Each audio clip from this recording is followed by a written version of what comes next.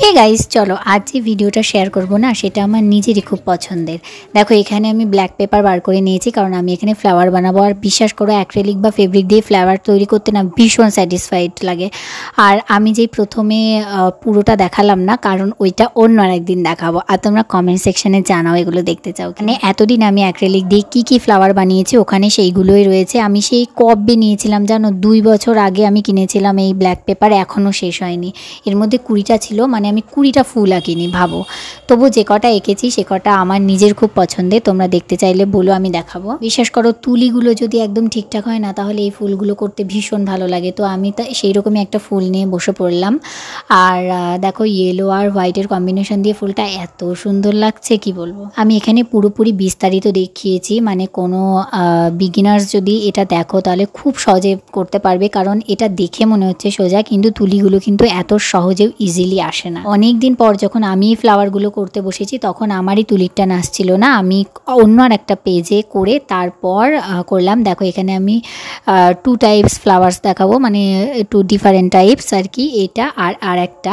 তোমরা আমাকে জানিও কিন্তু অবশ্যই কোনটা বেশি ভালো লাগলো। এটা খুবই ইজি, ওটাও খুব ইজি, কিন্তু এইটা একটু বেশি ইজি।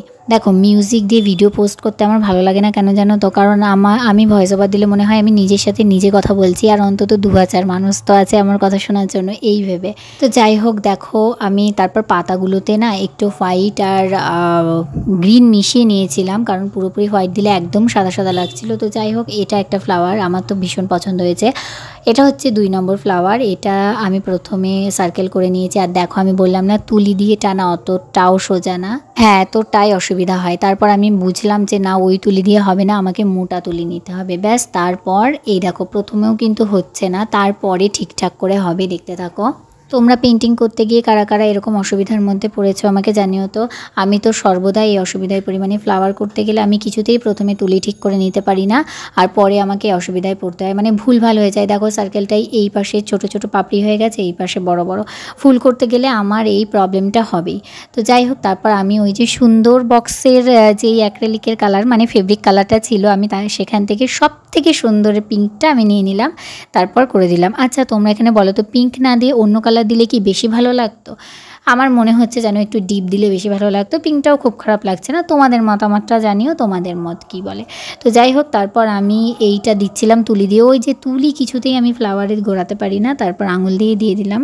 আঙুল দিয়ে সুন্দর করে ব্লেন্ড করার পর আমি তারপর একদম 0 তুলি দিয়ে তার উপর কালো কালো ডট ডট দিয়ে দিলাম, তাতে আরও বেশি রিয়েলিস্টিক লাগবে। তারপর আমি করতে বসলাম পাতা। এই পাতাগুলো করাও ভীষণ টাফ, বিশ্বাস করো। আমি নিজেকে এখনো প্রপার আর্টিস্ট বলতে পারি না, কারণ আমার প্র্যাকটিসের অনেক ঘাটতি আছে, তবে প্র্যাকটিস করলে এগুলো খুব সহজেই করা যায়। আচ্ছা, এই 2 টাইপস ফ্লাওয়ার্সের মধ্যে তোমাদের কোনটা ভালো লাগলো সেটা কিন্তু অবশ্যই আমাকে কমেন্ট সেকশনে জানিও। আর ভালো লাগলে একটা লাইক তো করাই যায়, আর অবশ্যই সাবস্ক্রাইব করে দিও।